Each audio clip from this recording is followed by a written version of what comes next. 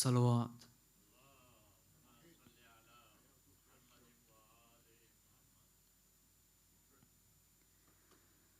أعوذ بالله من الشيطان الرجيم.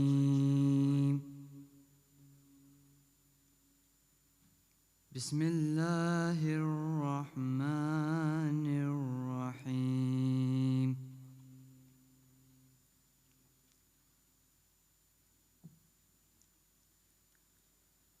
ولقد خلقنا الإنسان ونعلم ما توسوس به نفسه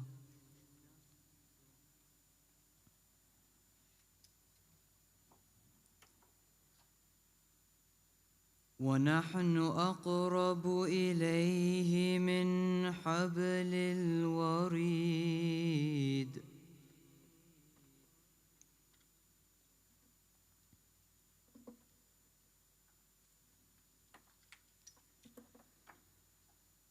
إذ يتلقى المتلقيان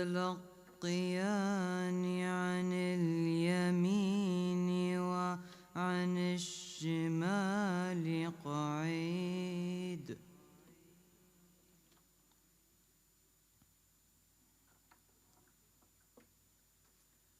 ما يلفظ من قول إلا لديه رقيب عتيد.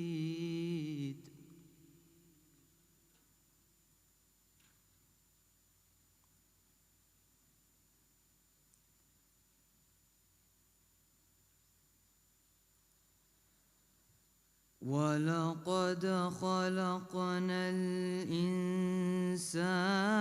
ونعلم ما توسوس به نفسه ونحن أقرب إليه من حبل الوريد.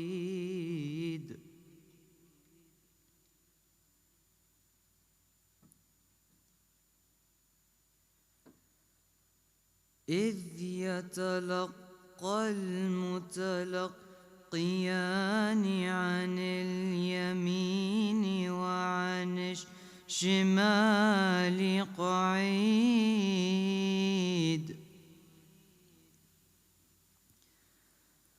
ما يلفظ من قول إلا لديه رقيب عتيد.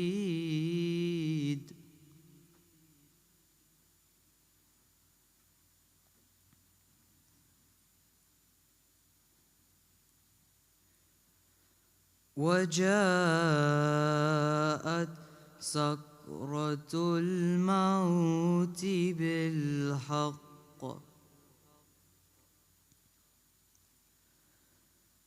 ذلك ما كنت منه تحيد ونفخ في الصور ذلك يوم الوعيد.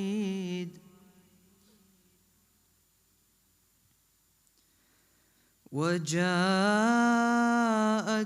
كل نفس معها سائق وشهيد. صدق الله العلي العظيم.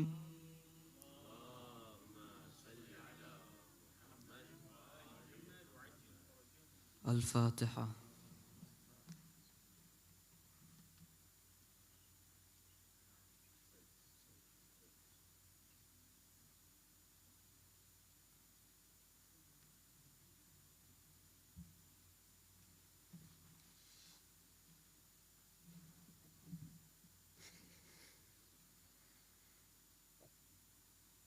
صلوات.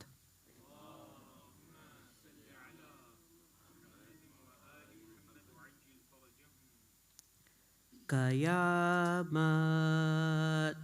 ban ke din Ashura ka Zainab پہ آیا ہے قیامت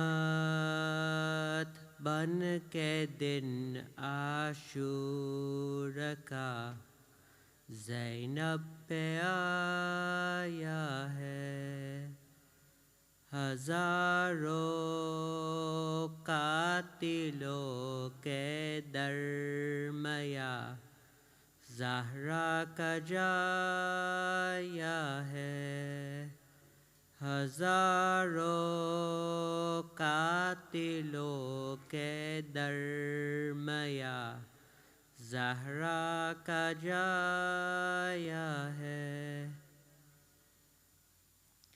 کیا ویران ایک جولا اجارا ایک مادر کو کیا ویرا کی ایک جولا اجارا ایک مادر کو بتائے قاتل اصغر تیرے کیا ہاتھ آیا ہے بتائے قاتل اصغر تیرے کیا ہاتھ آیا ہے قیامت بن کے دن عاشور کا زینب پہ آیا ہے کہاں ڈھونڈے علی اصغر کو مادر کس طرف جائے کہاں ڈھونڈے علی اصغر کو مادر کس طرف جائے اندھیری رات ہے بے شیر نے جنگل بسایا ہے اندھیری رات ہے بے شیر نے جنگل بسایا ہے قیامت بن کے دن عاشور کا زینب پہ آیا ہے صدا زہرا کی آتی تھی اٹھو غازی سہارا دو صدا زہرا کی آتی تھی اٹھو غازی سہارا دو میرے بیٹے نے تنہا لاشے اکبر اٹھایا ہے میرے بیٹے نے تنہا لاشے اکبر اٹھایا ہے قیامت بن کے دن عاشور کا زینب پہ آیا ہے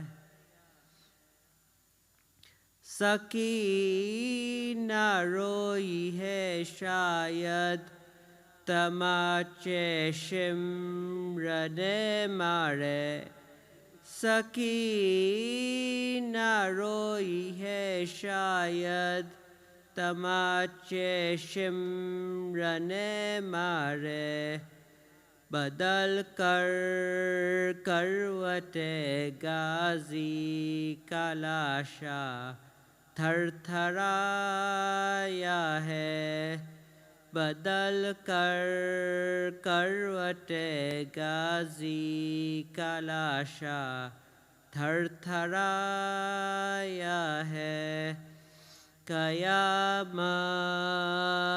بن کے دن عاشور کا زینب پہ آیا ہے قیامت بن کے دن عاشور کا، زینب پہ آیا ہے ہزاروں قاتلوں کے درمیاں، زہرا کا جایا ہے ہزاروں قاتلوں کے درمیاں، زہرا کا جایا ہے۔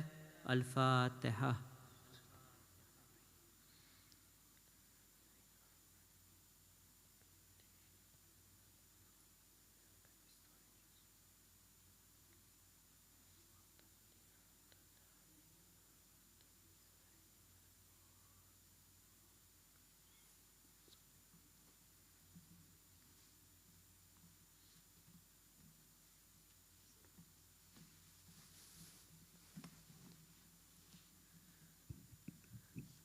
صلوات۔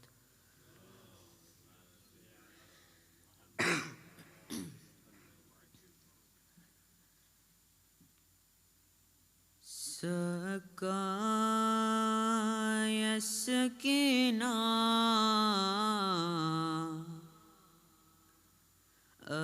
عباس عباس، سقایا سکینہ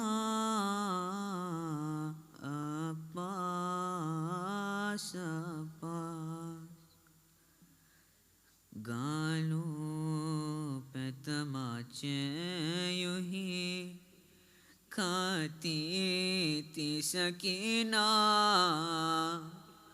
رو رو کے فقط تم کو بلاتی تھی سکینہ،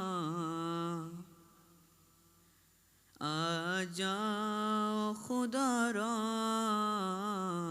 عباس عباس، آ جاؤ خدا را عباس عباس، سقایا سکینہ عباس عباس، تم تو میرے چادر کے محافظ میرے بھیا،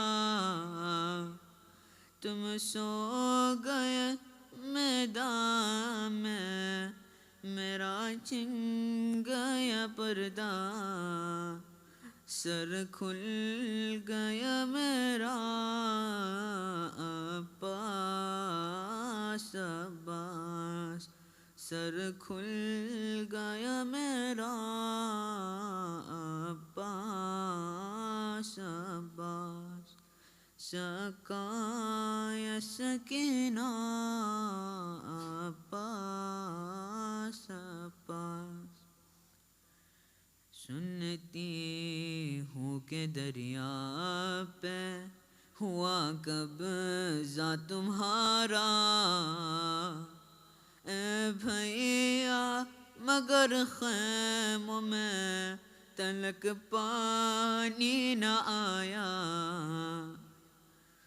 پیاسی ہے سکینہ عباس عباس، پیاسی ہے سکینہ عباس عباس، سقایا سکینہ عباس عباس، شبیر کا سر پشت سے جب کھاتا گیا تھا، خنجر کے تلے بائی نے دو بار کہا تھا، آؤ میرے بھیا عباس عباس، آؤ میرے بھیا عباس سکائے سکینہ عباس عباس دیکھو تو ذرا لٹ گئی سرکار حسینی تارج ہوا اثر کو دربار حسینی ہم ہو گیا تنہا عباس عباس ہم ہو گیا تنہا عباس عباس سکائے سکینہ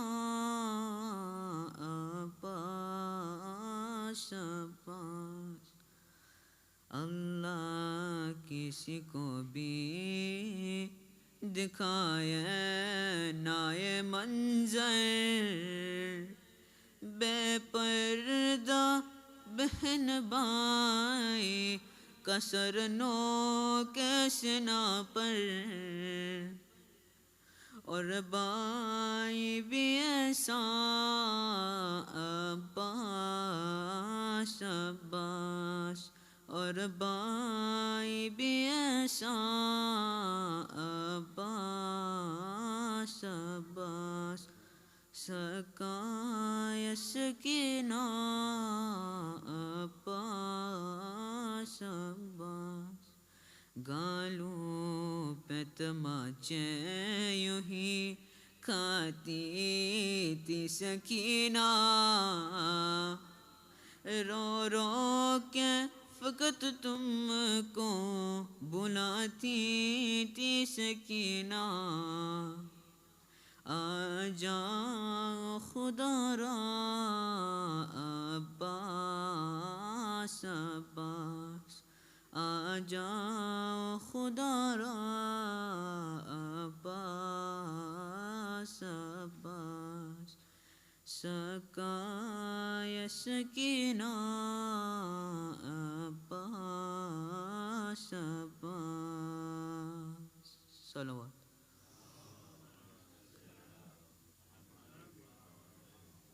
سورۃ المبارکۃ الفاتحہ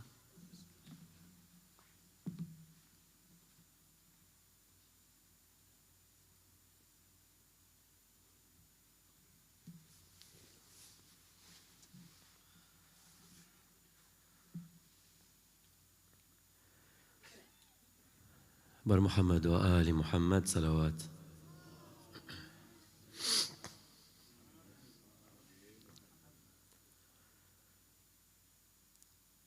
ہائے قاسم میں تیرا لاشا اٹھاؤں کیسے ہائے قاسم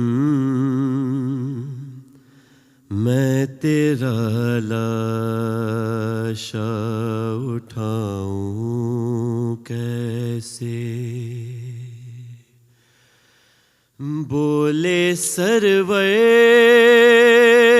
تیرے مادر کو بتاؤں کیسے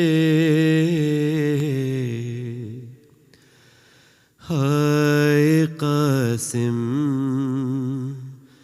میں تیرا لاشا اٹھاؤں کیسے ریت کے ذروں میں گھوڑوں کے سمو سے بیٹا ریت کے ذروں میں گھوڑوں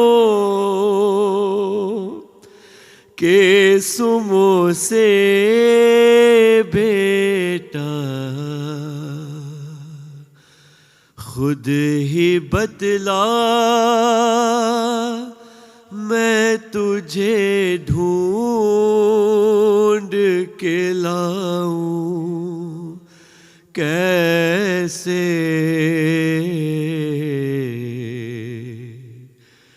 ہائے قاسم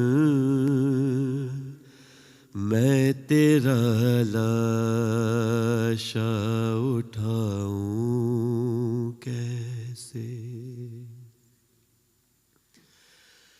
خاک اور خون میں ڈوبا ہے تمہارا چہرہ، خاک اور خون میں ڈوبا ہے تمہارا چہرہ، اس میں پہلے سے تابانی لاؤں کیسے،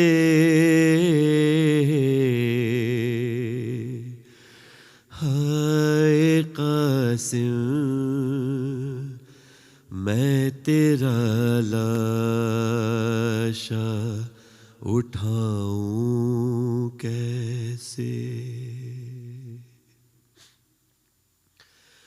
اور لے گئے ساتھ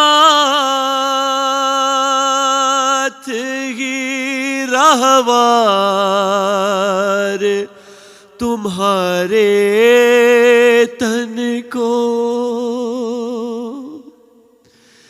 لے گئے ساتھ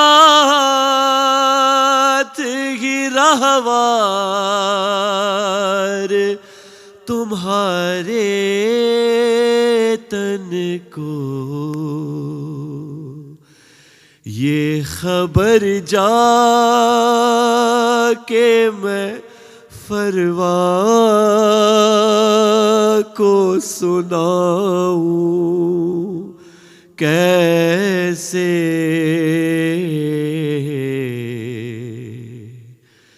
ہائے قاسم میں تیرا لاشا اٹھاؤں کیسے، مر نہ جائے کہیں تطہیر کی وارث بن میں، مر نہ جائے کہیں تطہیر کی وارث بن میں، تیرے ٹکڑے تیری پھوپھی کو دکھاؤں کیسے، ہائے قاسم میں تیرا لاشا اٹھاؤں کیسے، اور ہاتھ ملتے نہیں گھٹری سے تمہاری ماں کو، ہاتھ ملتے نہیں گھٹری سے تمہاری ماں کو، تیری شادی ہے تجھے مہندی لگاؤں کیسے،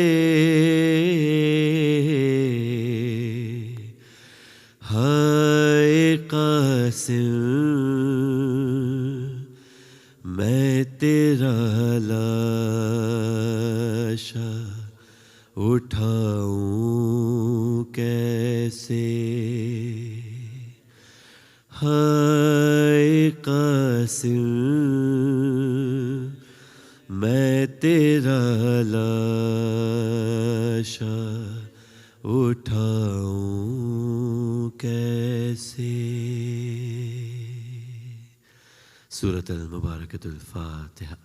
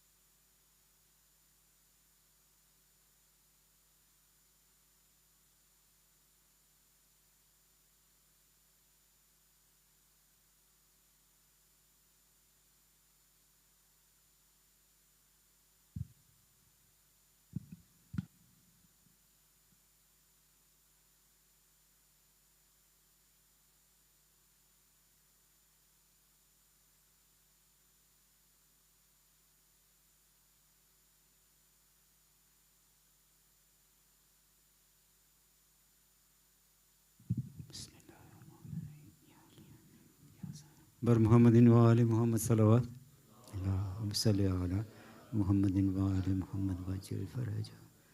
अस्सलामु अलैकुम जमीआ व रहमतुल्लाहि व बरकातुह। Mu'minin, today's Ruhani Majlis announcements. Majlis for the Saleh Sawab of Maruma Amina Bai Mustafa Qasim, Marum Mustafa Bai Fazal Qasim, Marum Akbar Ali Ratansi, Marumins of Ismail Qasim family and Kul Marumins. Majlis by Zehra Bai Muhammad and Nargis Bai Datu for the Saleh Sawab of Marum Zainab Bai Muhammad, Marum Asikina Bai Danji, Marum Amir Bai Muhammad, Marum Tajdin Bai Danji and Kul Marumin. Majlis by Dr. Murtaza Bai Walji and family for the Saleh Sawab of Maruma Gulzar Bai Parapia, Marum Yusuf Ali Bai Qasim Ali Parapia, Maruma Fatma Bai Hussain Walji, Marum Hussain Muhammad Walji and Kul Marumins. Majlis by Bande Khuda for the Saleh Sawab of Maruma Ruba Bai Sultan Ali Wali Muhammad Walji, Marum Sultan Ali Wali Muhammad Walji, Marumins of H.M. Nasser family, Marumins of Wali Muhammad Walji family and Kul Marumins. Majlis by Al-Haj Amir Ali Bai Muhammad Ali Walji for the Saleh Sawab of Marum Muhammad Ali Bai Walji, Maruma Zainab Bai Muhammad Ali Walji, Marum Mohsin Bai Muhammad Ali Walji, Maruma Kaniz Fatima Muhammad Ali Walji and Kul Marumins. Majlis by the family of Marum Al-Haj Qasim Ali Bai Jan Muhammad Bamani for the Saleh Sawab of Marum Qasim Ali Bai Jan Muhammad Bamani, Maruma Mehrmanu Bai Muhammad Ali Jadavji Hemani, Marum Jan Muhammad Bai Sivji Bamani, Maruma Sugra Bai Dharam Si Meghani, Marum Muhammad Ali Jadavji Hemani, Maruma Zainab Bai Hemraj and Kul Marumins. Majlis by the family of Marum Al-Haj Ramzan Ali Muhammad Ali Walji for the Saleh Sawab of Marum Ramzan Ali Muhammad Ali Walji, Marum Muhammad Ali Bai Walji, Maruma Shirin Bai Muhammad Ali Walji, Maruma Maryam Bai Muhammad Ali Walji, Marum Salma Bai Muhammad Maluma Salma Bai Walji, Maruma Kulsum Bai Bhimji, Marum Ali Bai Bhimji, Marum Akbar Ali Badani, Marum Muhammad Karim Rahmatullah and Kul Marumins. Majlis by Dr. Hasnain Jafar Ali Danji for the Saleh Sawab of Marum Jafar Ali Bai Danji, Maruma Fatma Bai Jafar Ali Danji and Kul Marumins. Majlis by the family of Marum Al-Haj Amir Ali Bai Jamal Datu for the Saleh Sawab of Marum Muhammad Taqi Bai Karim, Maruma Amina Bai Haji Muhammad Abdullah, Maruma Sughra Bai Ramji, Maruma Amina Bai Mustafa Qasim, Marum Shaukat Bai Panjwani and Kul Marumins. Majlis for the Saleh Sawab of Marum Al-Haj Muhammad Bashir Bai Kurji, Marumins of Daya family, Kurji family and Kul Marumins. You all humbly requested to recite Surah Fatiha for the Marumins. Al-Fatiha.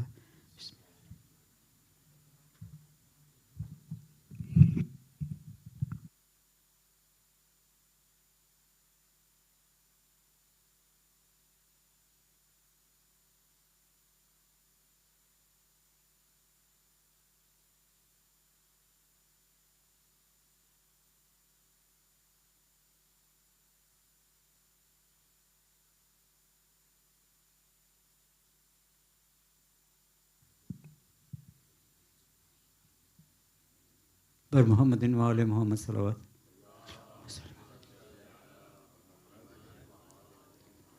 I now request upon Master Mikhail Walji to come and deliver his 2 minutes speech. Please let's welcome with the loudest Nare Salawat.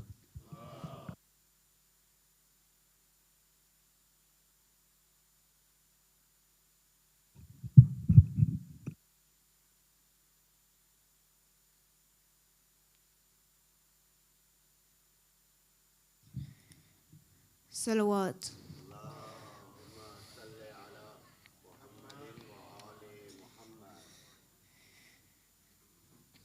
Bismillahir Rahmanir Rahim walhamdulillahi Rabbil Alameen wassalatu wassalamu ala ashrafil anam Sayyidina Abil Qasimi Muhammad.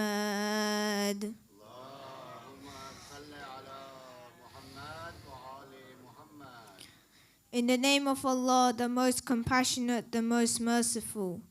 Allah says in the Holy Quran in Surah Al-Ahzab, Bismillahir Rahmanir Rahim.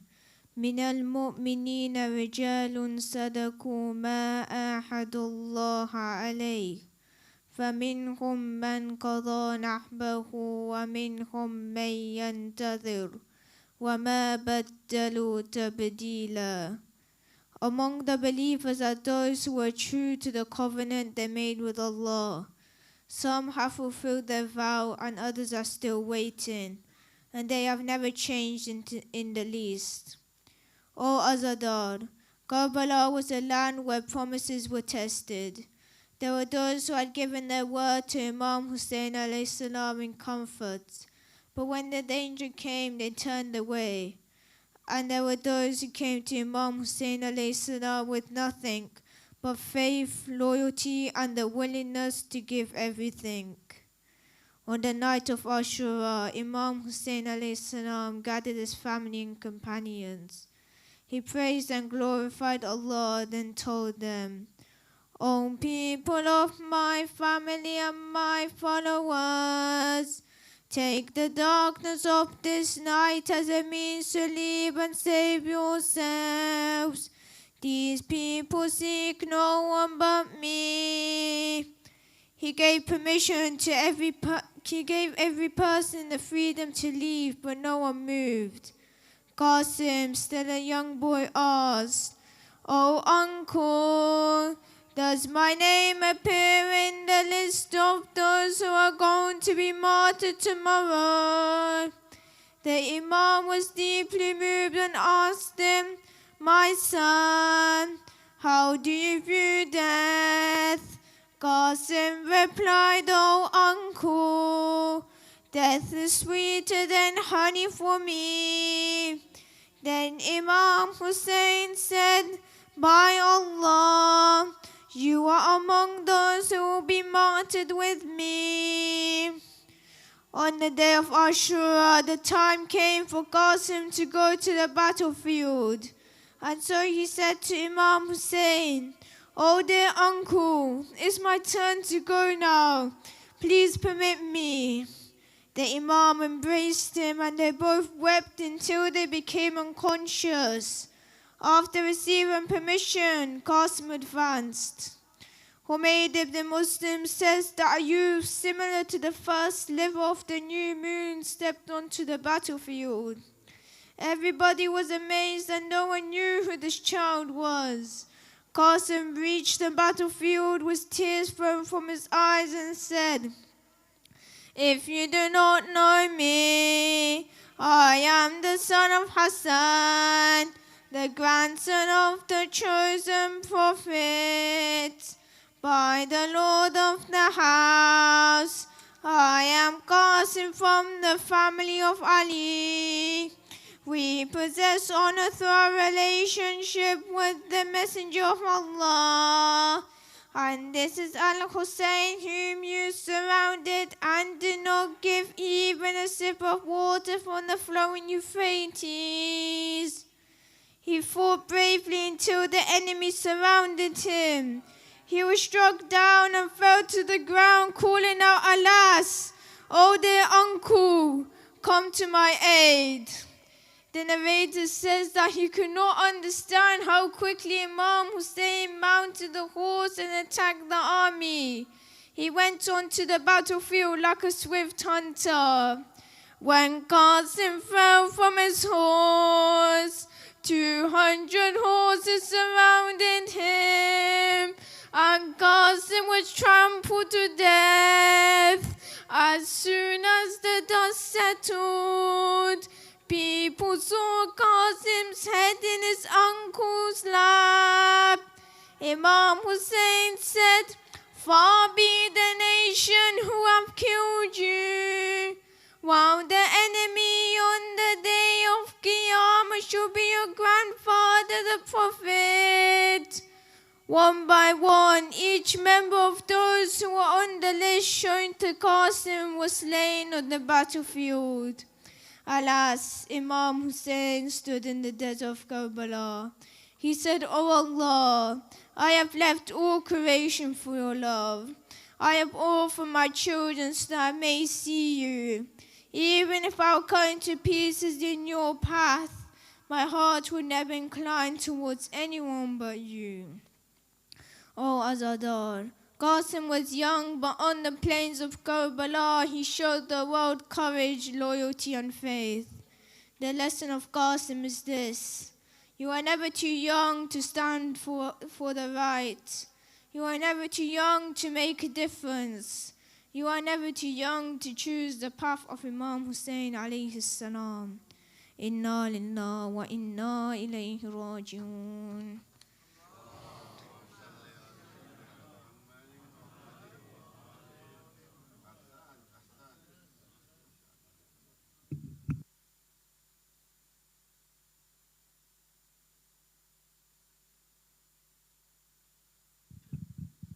Bar Muhammadin wa ala Muhammad salawat. Allahumma salli ala Muhammadin wa ala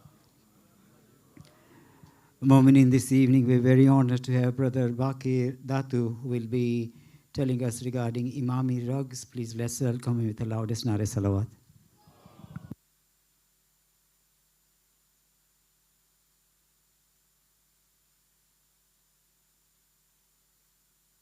Wa rahmatullahi wa barakatuh. On the men's side, you'll see a stool with a musalla or prayer mat laid out. What this is, it's a prayer mat made from the carpets of the Haram of Imam Rizvi alayhi salam.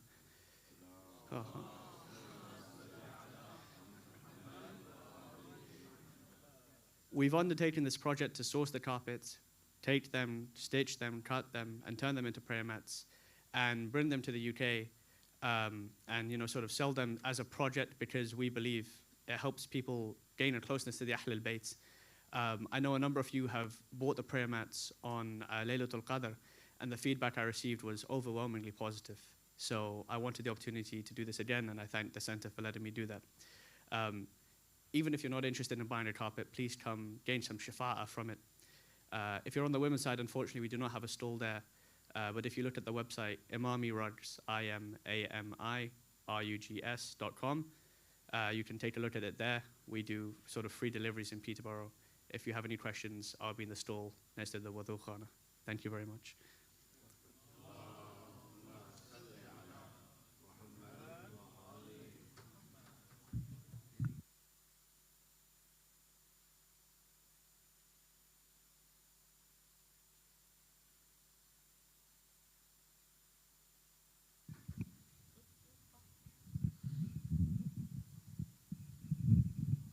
الصلوات.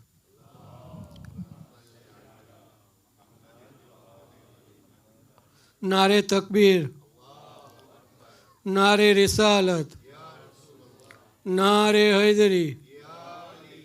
कासिम ने कहा दिल से कि अब क्या है इरादे। कासिम ने कहा दिल से कि अब क्या है इरादे। सबीर को घेरे है सवार और यादे प्यादे। सबीर को घेरे है सवार और प्यादे। ऐसा ना हो कोई नाम मोहम्मद का मिटा दे। ऐसा ना हो कोई नाम मोहम्मद का मिटा दे। मरने का यही वक्त है हिम्मत जो खुदा दे। मरने का यही वक्त है, हिम्मत जो खुदा दे। देखा सुए सबीर जो हिम्मत की नज़र से, देखा सुए सबीर जो हिम्मत की नज़र से, तलवार उछलने लगी कासिम की कमर से। सलवात।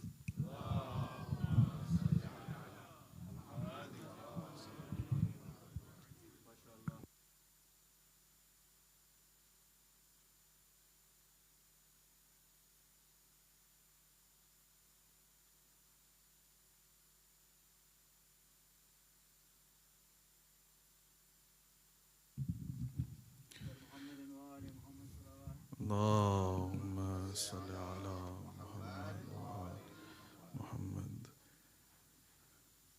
These hands are not hands that are given, but ask of them and they give so freely. Flow with love, flow with passion, for these hands I've seen them give alms whilst in divine exhortation. These hands that speak behead us, yet our stand cannot be diminished, for here is a call that cannot be extinguished, for they are the light that in darkness shine, in the depths of solitude have found solace with the divine. Here are hands that stretch to the torn night sky and pray, and at the break of dawn these hands will break bread with the deprived. These hands that grasp onto the hand of the divine, who respond to God's request and give without any sign hidden, and the divine calls them in an instant. Return to me in a state you are content. Hands that can return a setting sun and split a wholesome moon, that shake when they are in prayer and tremble in ablution. These hands then are not symbols, but are revolutionary stances. Their tongues will still testify, be their heads upon lances. Here are hands that rap against flags of truth, that flutter, that clasp carriers bursting at seams, for throats that crave water. Here are hands that will be severed, but hands that never give in to dishonor. Hands that liberate, unshackle, and give flight. How can broken backs and severed arms mend broken souls and lives? And even after severing 2 arms from Abbas, still they could not get one hand to pledge for them. Hands that display about bravery, that remain in victory. These hands that defend, those hands that felt split open necks of children slaughtered. Here is the hand upon Qasim's chest of final farewells with orphan daughters. These hands that have buried many times over, that have dug into sands and made coffins for 6-month-old babies slaughtered. These hands that have tried to cover fountains of blood that splutter from youthful chests, and at the bequest of a brother, these hands that move blood from eyes so a lover can see his beloved for the last time. Here is the hand which extends to enemies' thirst, who gives water to those that later to his mother curse, and will kill and demand his ring from his hand. These hands with severed fingers oppression withstand, and those small hands that curl against their faces from the advances of men, hands that cover ears, bloodied and beaten, hands that protect, and hands that were shackled, hands that are in chains, and hands that beg their uncle not to leave.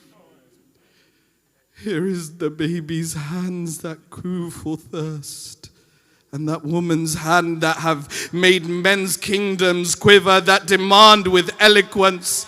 Their rights once over, that shattered falsehood. These hands, they stitch banners in the camp of despair. Hands that only wept in the silence of the night prayer. For each gesture of a hand is a testament to the legacy they weave of Hussein's stand of truth and justice. Till the end, his lovers believe that they stand as a testament that Karbala is alive through the hands that never gave allegiance to tyranny's side, that have clung to supplication and drowned in pain. Here is Zainab thanking God for beauty in treacherous slaughter. These hands, they will never give in to injustice and oppression. These hands that can never give in to unjustly succession, be it from their plots of Saqifa, for oppress them as you wish, but they still will rise like in the desert of Ghadir. They will clasp and shine like upon the alam. They will still flutter with a proclamation. They would rather be cut than to bow to humiliation. And I see them rise. I see them above flags and domes, and in our mother's eyes, in the chant of lovers and in the heartbroken cries. These hands are on chests, and these hands raise to the sky and exclaim, his hand, his hand, his hand it remains. They slaughtered his head, but his hand he never gave. These hands that call out in front of the oppressor and say, join me, Labbaika ya Hussein, with your hands. Labbaika ya Hussein, Labbaika ya Hussein.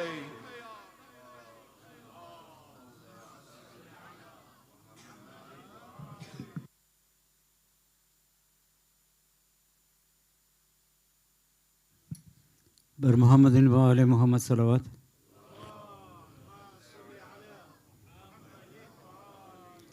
Mu'mineen, with the loudest nara salawat, please let's welcome Sayyid Muhammad Rizvi Sahib for tonight's lecture. Bar Muhammadin wa ali Muhammad salawat.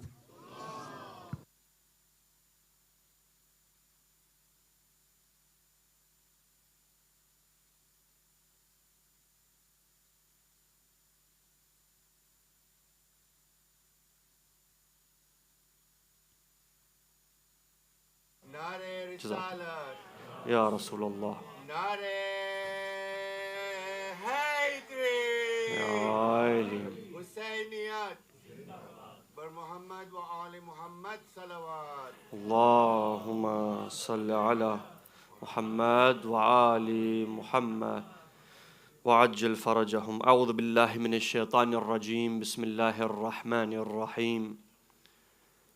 الحمد لله رب العالمين بارئ الخلائق أجمعين باعث الأنبياء والمرسلين، ثم الصلاة والسلام والتحية والإكرام على أفضل الموجودات، العبد المؤيد، الرسول المسدد، المصطفى الأمجد والمحمود الأحمد، سيدنا ونبينا وحبيب قلوبنا والشفيع ذنوبنا، صاحب الوقار والسكينة المدفون بأرض المدينة، أبي القاسم محمد.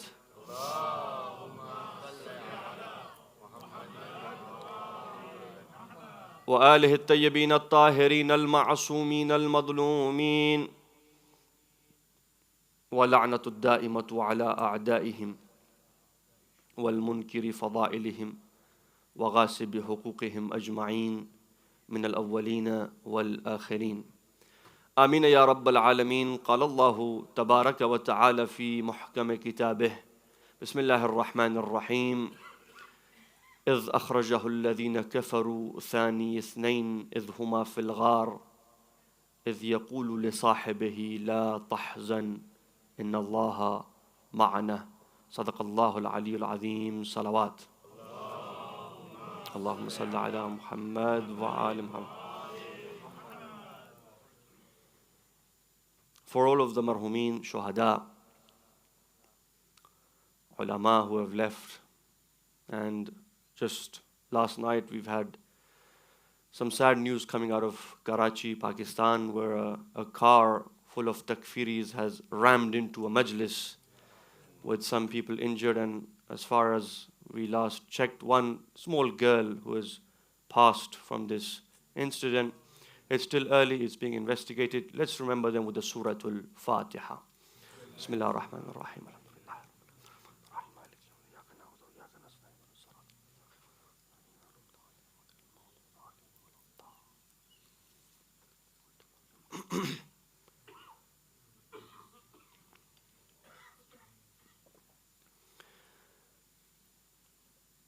Tonight, I've had the honor of reciting verse 40 of Surah 9. The surah is known as Surah Al-Bara'ah, sometimes referred to as Surah Al-Tawbah. But what's important to know is that throughout the narrations of Ahlul Bayt, this surah was actually never called Surah Al-Tawbah. As you know, this surah is the only surah of the Holy Quran which begins without Bismillah ar-Rahman ar-Rahim. It's a surah of azab, it's a surah of la'an, it's a surah of curse upon the mushrikeen, upon the pagans of Makkah. And so there is no rahmah in this surah, and hence there is no Bismillah ar-Rahman ar-Rahim. And where there is no rahmah, there is no tawbah. And so it was, in fact, the school which was the anti-Ahlul Bayt school, which referred to this surah as Surah At-Tawbah. And eventually became famous that even today we call it Surah At-Tawbah. But the reality is that Ahlul Bayt always refer to this as Surah Al-Bara'ah, from tabarra or tabarri, which is to curse, la'an. And for those who have investigated this, the ulama and muhaqqiqeen, who have commented on this, they have written that it was the people who had a problem with the tabarra or the bara'ah side of things, that they pushed this other narrative and started calling it Surah At-Tawbah. No bara'ah, no la'an, tawbah. And so it became popular, and even today we use Surah At-Tawbah. But ideally, from the narrations of Ahlul Bayt, we should use the word or the name Surah Al-Bara'ah. Recite salawat. Allahumma salli ala Muhammad wa ala Muhammad.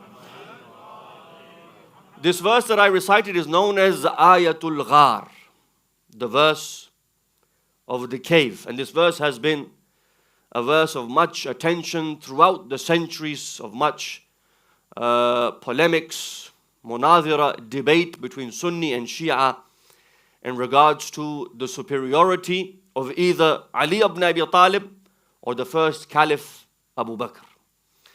And the people who have used this verse, they've used this verse to prove, according to them,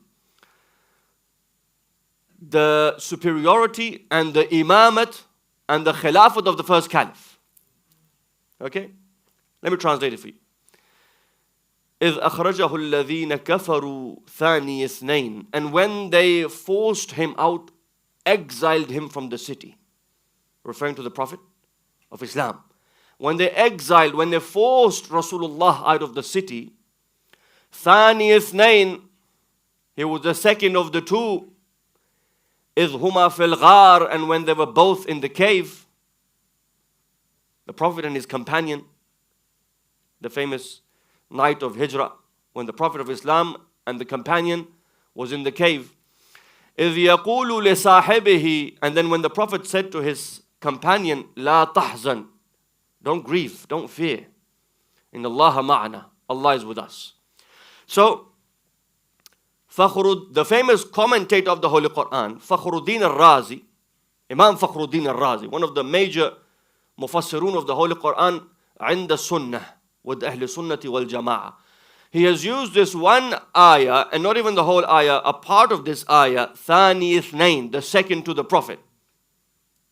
He has used this Thani Ithnain, the second to the Prophet, to pen down 12 virtues, 12 merits, 12 fada'il for the Caliph. This one word has been used by Fakhruddin al-Razi to argue that because of this, the first Caliph has 12 merits that Ali ibn Abi Talib doesn't have. And in the words of Sheikh Nasir Makarim al-Shirazi of Qum, a marja, He says, I've read all of them. None of them have a reasonable base. None of them have a leg to stand on. But the point being that this verse is a verse that has been given to the first caliph as a medal of honor. Yes? And they tried because Ali ibn Abi Talib has almost 1,000 verses for him. So they said, let's give one to him. And so they gave him this verse. Our ulama say, if you really dig deep and read between the lines of the verse is not praising the caliph, it's actually condemning him. It depends how you depends how you read. Some people just read over it, and some people read between the lines. Okay? So now, let me give you a bit of background. Amongst one of the ulama, one of the scholars who wrote a book, who authored a book on the greatness of the first caliph because of this verse of the cave. Ayatul Ghar. Ghar is cave. Ghar Hira, Ghar, the Sur with the Ghar Sur. This is the Ghar where the Prophet hid on the night of Hijrah. The night when the pagans decided that it is now time. Abu Talib has died. We're going to attack the house of the Prophet. We're going to kill the Prophet. We're going to assassinate the Prophet tonight. And Allah's messenger comes out and he says, Allah has commanded me to make Hijrah. I must leave Makkah and go to Medina. And as you know, the people of Medina waited for him. When he comes, they all recited for him, Tala'a Badru Alayna, the moon has come upon us, and they welcomed him. This is Hijrah, in short. And the night in which the Prophet left Ali ibn Abi Talib on his bed was known as Laylatul Hijrah. The night in which Ali ibn Abi Talib slept in the Prophet's bed. In short, this is the background of the ayah. They enter this cave because the pagans are looking for them. In fact, they have hired specialists who can look at footprints and see which direction did Muhammad go to. In fact, they say that they were so professional at what they did that they could look at the feces of animals, the droppings of camels, and from that they'd be able to tell you how old they are. As in, you find feces, they'll look at it, they'll hold it and say, this is 2 days old. That person is 2 days ahead. This is how good they were. And boy, they were good. They brought the pagans to the mouth of the cave. This is history. And so the verse came down.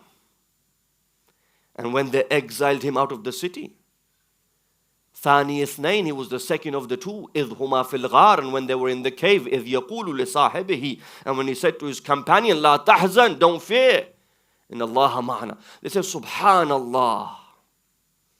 He has the company of the Prophet. Nobody was with the Prophet when he was with the Prophet.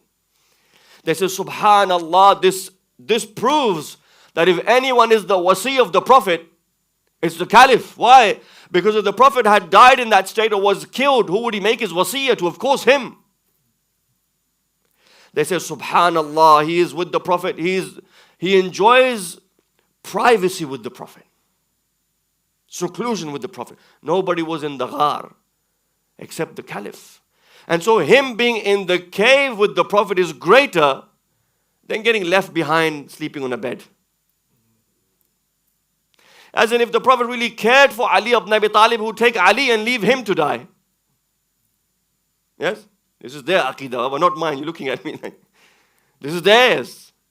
They say if Ali really mattered, if Ali really was the rightful caliph, so Allah should save his life. Because he needs to live after the Prophet. Yes? And so this proves that Rasulullah, because he dearly loved his companion, he takes him and he protects him. And because of that protection, the ummah was blessed with the caliph. What do we say? There's a scholar by the name of Nizamuddin al-Nishapuri, originally from Khuzestan, Iran, Persian, originally Sunni. As you know, a majority of the Persian Sunni scholars are Persian, right? In fact, some of the most hardcore of the Sunni scholars have come from Iran, traditionally. Most of the books, the authors are Persian, Iranian, Bukhari, Tirmidhi, and most of them are non-Arab. Nishapuri, of course, means Nishapur, from Nishapur. This scholar, Nizamuddin, authors a book because of this verse. They say this verse is so important. I'm going to write a book in honor of the Caliph.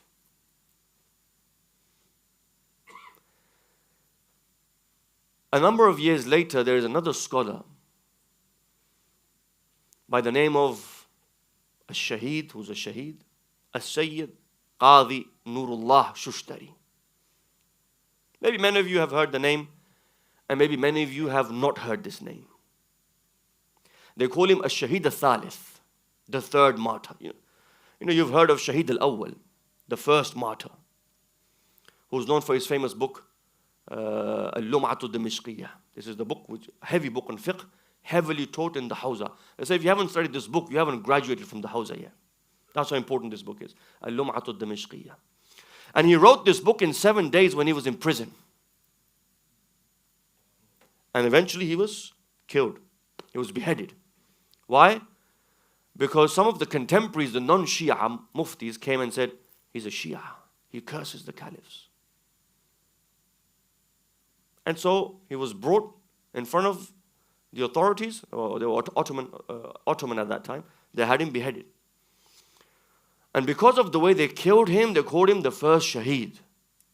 Even though there are many Shuhada, but the way they, in the marketplace, they hit him and they took his head off. Shaheed al-Awwal. About 2 centuries later comes another person, again, from the same area. They both belong to South Lebanon. Lebanon has a history of Shiaism, since some people have traced the history of Lebanon, South Lebanon, back to Abu Dhar al-Ghifari, because Abu Dhar was exiled towards Sham. There comes another scholar known as Ash-Shaheed al-Thani, the second martyr, Zainuddin. He is the one who writes a commentary on the Lum'ah, on the book of fiqh, Al-Lum'atu Dimishqiyya. He writes a commentary, again, which is taught in the Hawza, in the classes of fiqh. Okay? These two are known. But there's another Shaheed which is not known too much. He's known to the Ahlul Hawzati wal Ilm, or to the Khawas, or maybe some who take an interest. He is a Shaheed al-Thalith. Sayyid. He's a Sayyid. He's originally from Iran. He's Persian. But where is he buried? Shaheed al-Thalith. You'll be surprised to know that he's buried in Agra, India. You know why? Because this was a man who was so good at what he did in fiqh, in usul, in aqa'id. He was an adib, a poet. He knew literature. He was a master of all of the 4 madhahib.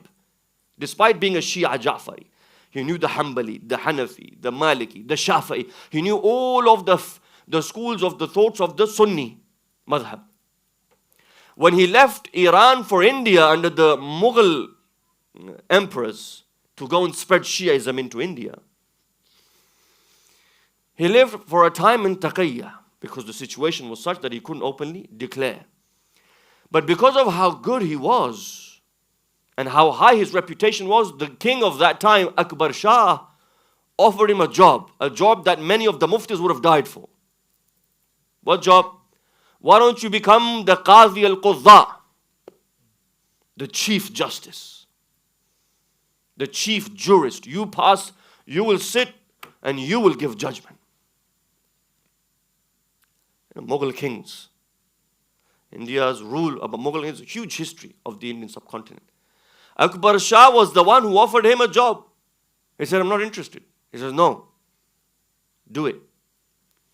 And when they push him, he says, I'll take it on the condition that I will only rule according to the 4 madhahib al-arba. Either the ruling will be from the Hanafi school of thought, or from the Maliki, or from the Shafi'i, or from the Hanbali. He said, okay, great, what else do we want? So he takes on the role. So take pride in this. The first Qadi al-Qudda under the Mughals in the city of Lahore was a Shia Sayyid from Iran. Shia. Until one day, some of the muftis, non-Shia of course, they went to, Akbar died, his father came, Jahangir. They went to Jahangir, the king of India. Most of these architectural advancements that took place in India. And by India, I mean pre-partition India, India, Pakistan, Lahore included, Peshawar and Delhi and Agra. They were built under the Mughals. They came to him, they said, this man is a Shia. They said, no chance. My father chose him. I trust his choice. He said, no, he's Shia. I said, how do you know? He said, because every judgment that he gives is based according to the Ja'fari. He said, no. He accepted the job on the condition that he will judge only according to Madhahib al-Arba. They said, no, you don't get it. He's smart. He finds within the 4 madhab that ruling which matches the Ja'fari. A mu'min is smart, huh? Like, for example, if Shias, they pray with their hands down. And so do a group of the Sunnis, the Malikis. So what he will do is, okay, the Malikis say this, do it like this. So they say, look at all of his judgments. They're all Ja'fari, but he just finds a way to link it to one of the madhahib, because you'll find it somewhere. I said, really? I said, really? But they say that Jahangir didn't pay much attention to him. Also, Jahangir was under a bit of pressure because his wife Nur Jahan was Shia, for whom he built the Taj Mahal. But the muftis didn't have enough. So they said, look, we'll send a spy who pretends to be a student to learn from him, to befriend him, to go and visit him in the evenings, have private tuition, private lessons from him, and eventually we'll get somewhere. And so they sent a spy who spent some time with him. He got to know him, started studying with him, and some time went by. He discovered that at night, when everybody sleeps, he puts on a candle and he's writing a book in defense of the Shia faith known as Ihqaqul Haqq. When Haqq establishes itself. He brings the book to them, they bring the book to the king. They said, look, this book, Ihqaqul Haqq, the establishment of the madhab which is Haqq. What is in it? Everything that praises the Ja'fari madhab. Everything that praises the Shia.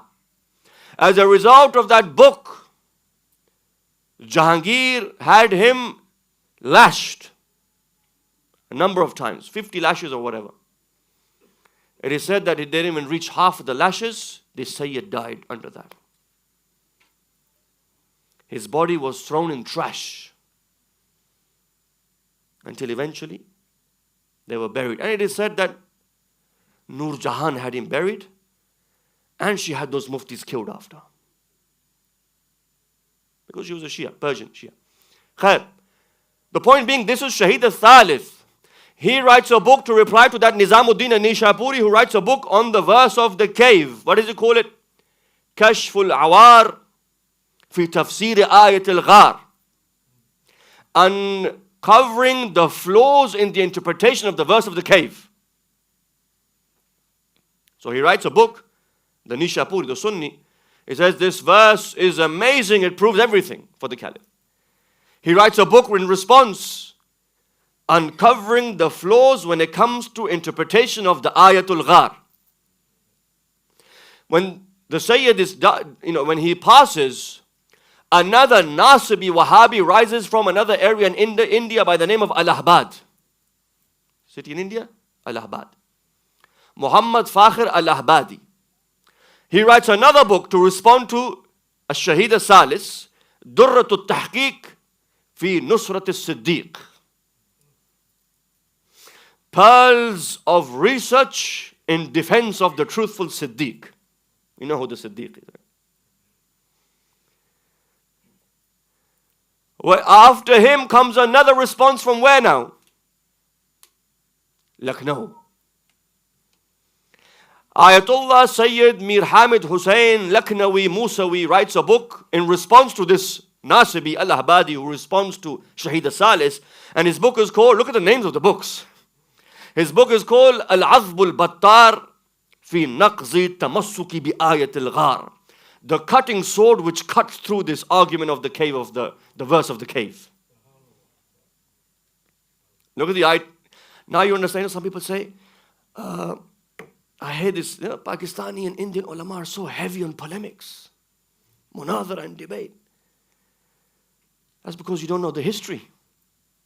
This land has a history of polemics. The best at polemics were those scholars of the subcontinent. And the scholars of Iran and Iraq agree. I mean, where did the debate of Peshawar Nights take place? So when you say, why is it the Pakistani ulama? They're all on polemics, heavy. So now blood is in the water that we drink. It's in the history. And hence we are amongst those that from history until now have been at the forefront of polemics. And you can see the history. And by the way, this is not known so much, but quickly, like you have a school in Najaf, 1,000 years old, a house of Najaf.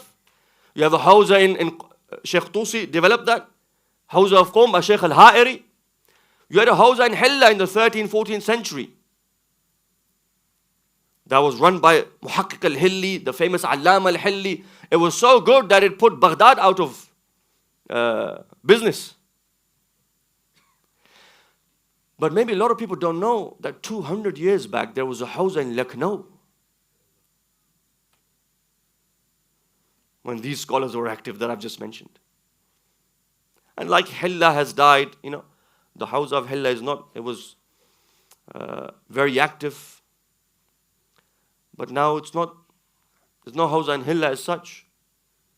And same thing with Lucknow, it still has it, but it's not at its peak that it used to be. But the books that have, in the words of Ayatollah Sayyid Ali Milani, who's in Qom right now, from the Milani family, he said, when it comes to imama and wilaya of Ahlul Bayt, the best manhaj, the best methodology to teach that is the one that comes out of Lucknow, India. And so he now has a foundation where he brings the books from there that don't get the attention that they deserve. Maybe some of them are, rotting away. He brings them into Qom. He writes a summary. He reprints them and publishes them and then brings them out. Ayatollah Sayyid Ali Milani, may Allah lengthen his life. Time is less, and my introduction got longer than I had expected. So whatever points I have now, I'll give it to you before I end. Allama al-Shahid al-Thalis writes a response to Nisha Puri's argument. He says, look, if you say that he was with the Prophet on the night of Hijrah, so all of that I said for this. So now you've got to pay attention.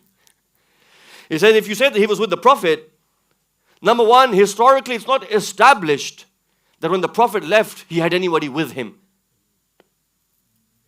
There's no dalil of that. No one. Even they don't have a dalil of that. Yeah, he was in a cave.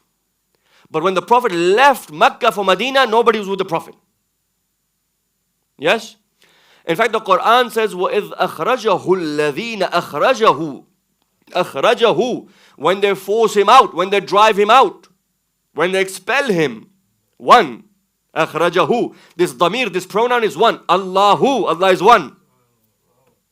أَخْرَجَهُ. That means one person. According to the Quran, one person left Mecca. If it was two, it is أَخْرَجَهُمَا. Or if there was more, أَخْرَجَهُم. One person left, and we know that when Rasulullah left, he only told Imam Ali ibn Abi Talib, Ya Ali, I leave tonight. And so we have in the narrations that when the Prophet had left, the first Khalifa comes out of his house looking for the Prophet. He knocks on the door of the house of the Prophet, he comes inside, he finds Ali ibn Abi Talib. Ya Ali, where's the Prophet? Imam Amir al-Mu'mineen says, Allah has commanded the Prophet to migrate. He's gone towards the wells of Maymun. There's an area. He's going in that direction. And the tradition said that now he catches up with the Prophet. And if somebody catches up with you, the Prophet's adab and akhlaq was that he wouldn't kick anyone out. It's us. Sometimes we get really worked up with people and we run out of patience and, out and I don't want to see you again, don't want to talk to you again. This is rahmatan lil alameen. This is rahmatan lil alameen. His mercy is such that he tolerated. And so to say that the Prophet took him is not something that can be proven. But if you caught up with the Prophet, Sometimes the uninvited guest turns up. It happens. Allama Sayyid Qadi Nurullah Shushtari Shahid Salis, Shahid Agra. What does he say? He says, when he replies to him, says, Ali ibn Abi Talib was left there because the Prophet didn't care about Ali. The Prophet cared about the companion who took him. You know what he says? He says, no. He took him with him because he was a Siddiq, which means a truthful person, a person who never lies. He was scared that if he had left him and the pagans got hold of him and they asked him, where is the Prophet?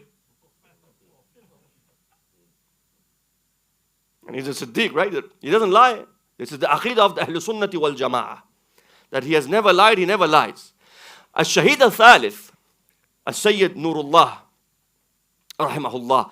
He says, no, it's not that the Prophet didn't like, left Imam Ali. He said he had to, because he was too truthful. And if they had got hold of him, perhaps he would have exposed the location of the Prophet.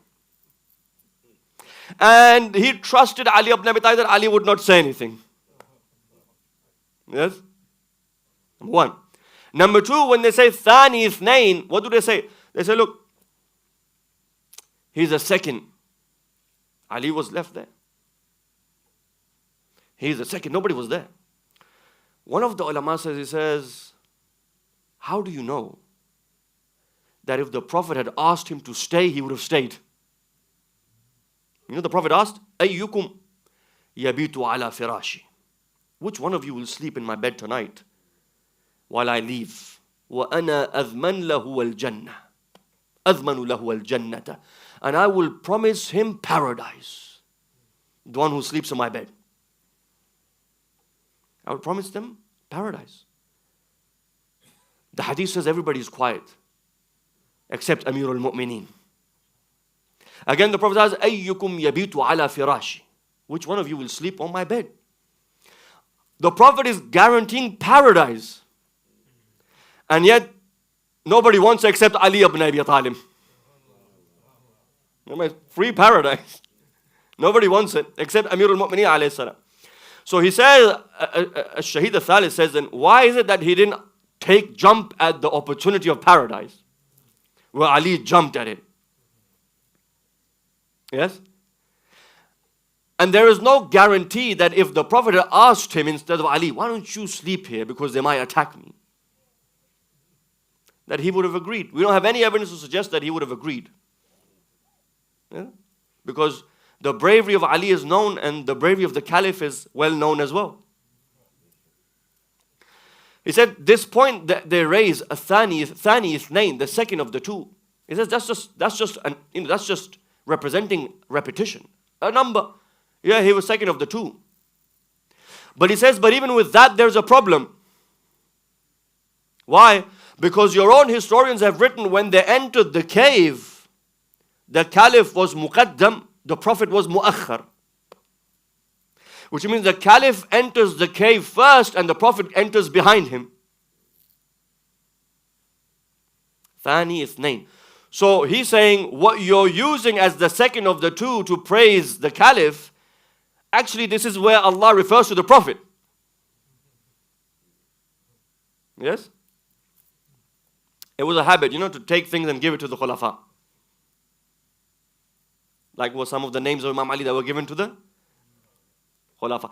He said, number one, it's Allah referring to the Prophet.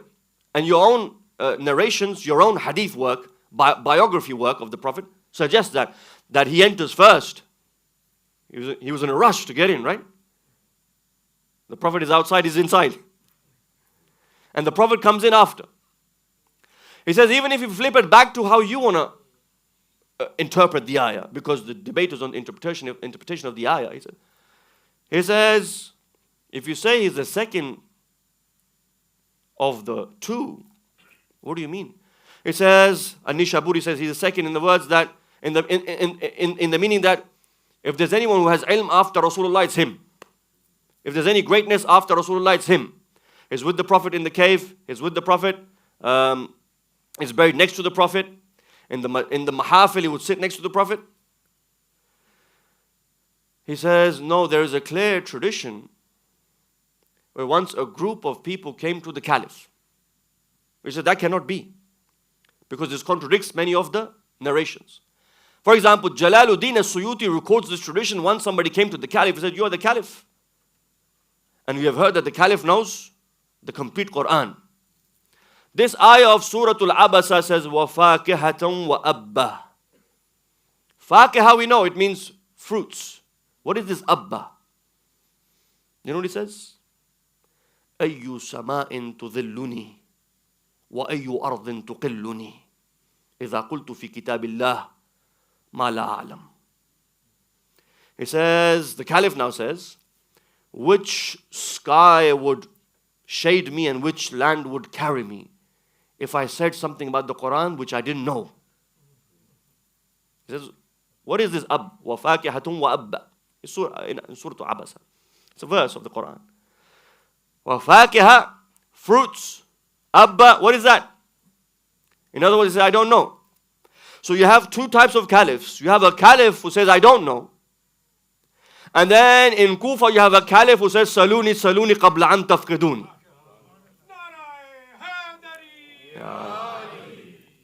Yeah? So you have two types of caliphs.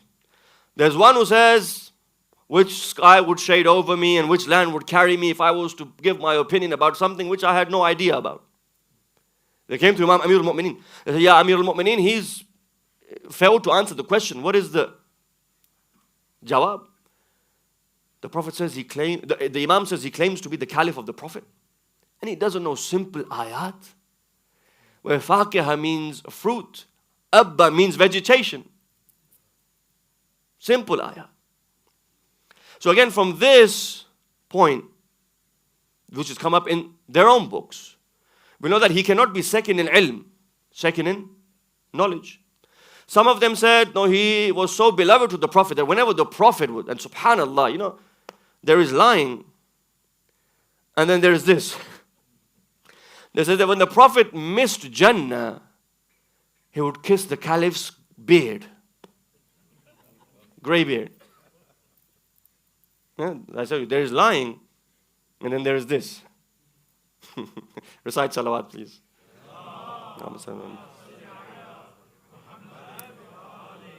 There's a lot more to say, but I want to wrap up. Time is short.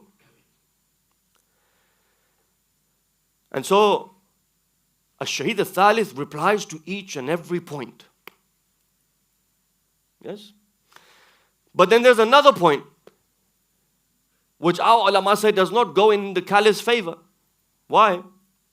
Because the historians, and this is Sunni historians that say, you know, when they were in the cave, the historians have disagreed. Was it 3 nights or more? So there is the opinion of 3 to 10 nights that they waited there. And as you know, the pagans, they reached the cave, and some of them came and stood right and looked right inside. But one of them said, look, there is a spider's web here.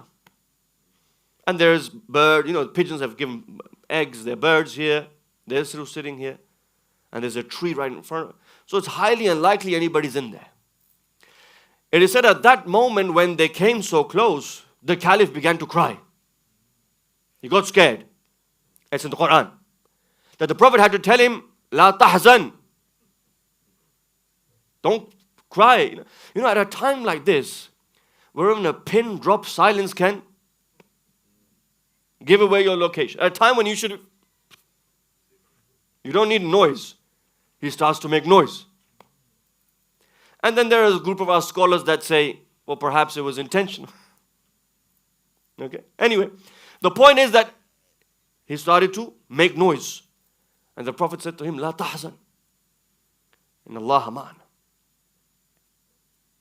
The scholars have written that those 3 to 10 nights that they were there, according to the Sunni historians, the daughter and the son of the first caliph would come every night and bring food for them.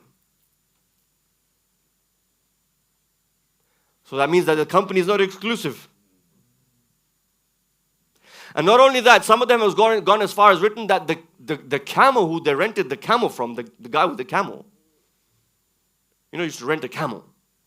Like you book an Uber today. There the Uber was a camel. You rent a camel, yeah, you pay him. He walks you to your destination, you get off and he comes back. You could rent a camel, or you could rent a camel and man and van. Yeah, you rent a camel. So they rented a camel and man. Even the man was there. Yeah? So there is no exclusiveness in that regard. So that is defeated with all of these other narrations. If you have these narrations, then you cannot be so sure. You cannot be so sure. And finally, when they say, well, the cave or the bed,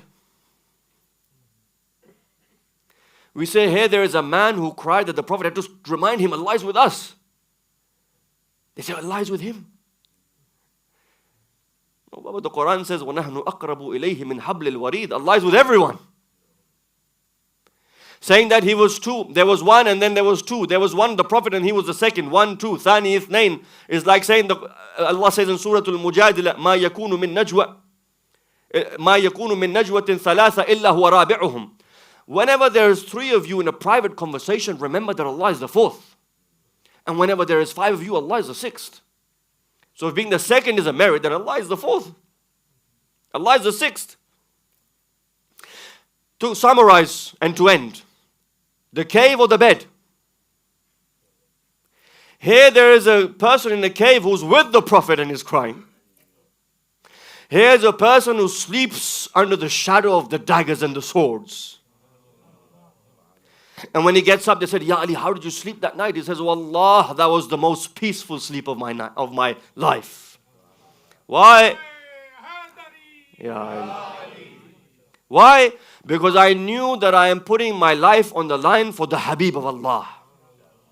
So in a nutshell, to end here, Ali ibn Abi Talib, his bravery was such. And one of the ulama says, you can't even compare Ali's bravery to his bravery. Because in the first battle of Islam, there is no mention of him. In Badr. Uhud, there is a mention of him, which is not great. So I won't go there. Let's stick to Badr. Badr, there's no mention. One of the ulama writes, Marhum, Ayatollah Sayyid Ja'far Murtada al-Amili of South Lebanon, he was a muhaqqiq. Marhum, rahmatullah alayh. He writes that there is no mention of him coming to defend the Prophet in Badr. There's no mention of him even lifting a sword. Forget about that. There's not even a mention of him moving his lips to defend the Prophet. And here is a man who lies and buys that, and wallah, that night, you know why that night, the Shia was bang on about this one night. You know why? Because had that night been any other way, the Prophet would have been assassinated. Quran would have not reached your homes. You would have not known Salat or Saum or Hajj or Zakat or any of that. Sharia would not have been in existence. Ali that night, by lying on the bed of the Prophet, not only saves the Prophet sallallahu alaihi wasallam his life, he saves Sharia, he safeguards the nuzul of the Quran, and he brings you Iman and Islam. Yes? This is why we bang on about the night of Hijrah. There's more to say. These are books that you have to go and read. But I end here.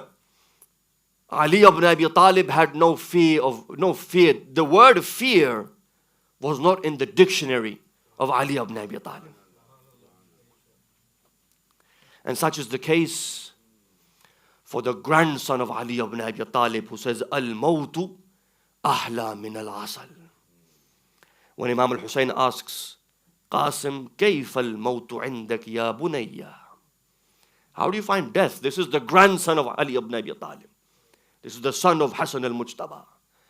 He says, Wallahi ya am, al-mawtu ahla min al-asal. Imam Hussain asks Hazrat Qasim, tomorrow everybody will die. On the night of Ashura, Imam Hussain gathers everyone. And Qasim stands up. He says, Oh Uncle Hussain, will I die? Is my name on the list of the shuhada, of the martyrs? You know what Imam Hussain alayhi salam says? He says, even the 6-month-old, that baby will not survive. And at that time, it said that Qasim becomes emotional. He says, Oh Uncle Hussain, will they enter the khayma?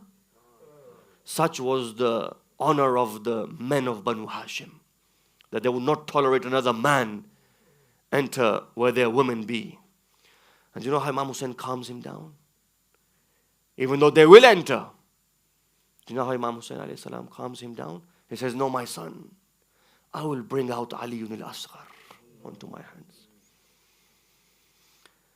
Al-Qasim alayhi salam, just the thought that maybe the enemies of Yazid will enter the Khaymah had his blood boiling.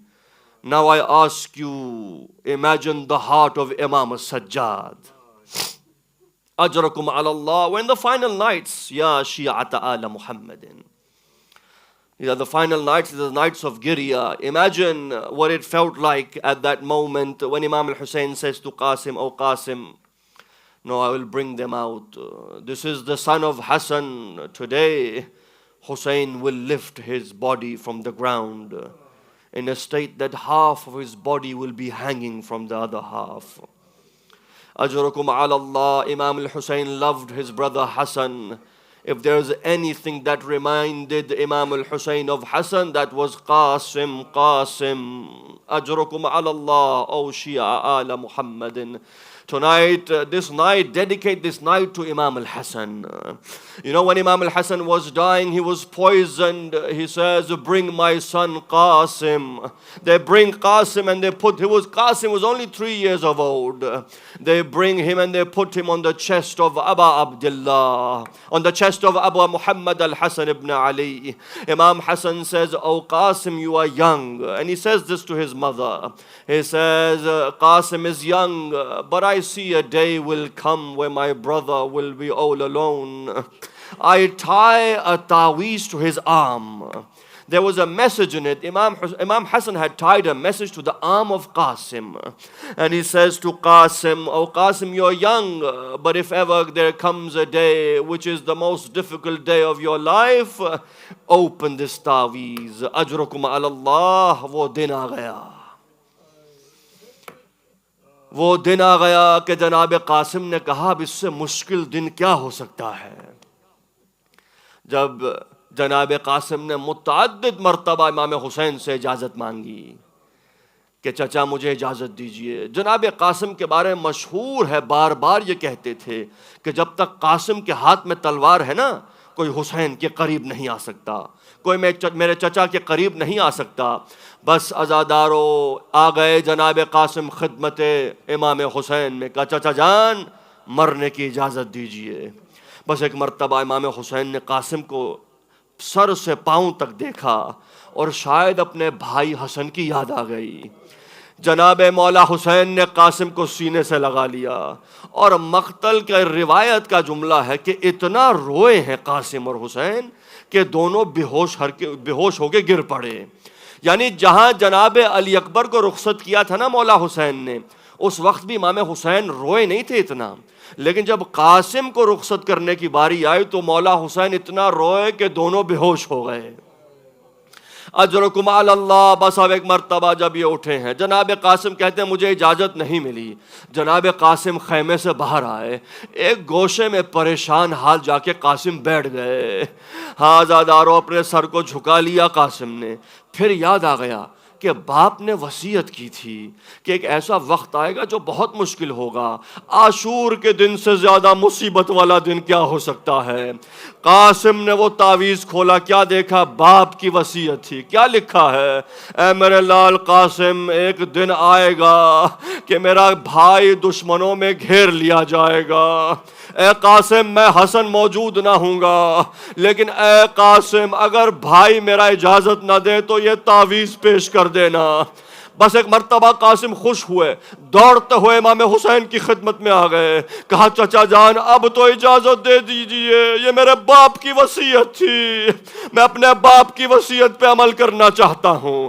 بس عزادارو ایک مرتبہ میرے مولا حسین نے اس تحریر کو چوما اور آنکھوں سے آنسو جاری ہو گئے. ایک مرتبہ اپنے ہاتھوں سے قاسم کو تیار کیا. قاسم اتنے چھوٹے ہیں کہ میرے مولا نے امامے کا کپڑا دو نصف کیا. ایک کپڑا ماما باندھا سر پہ اور دوسرا کپڑا کفن کی طرح جسم پہ باندھ دیا.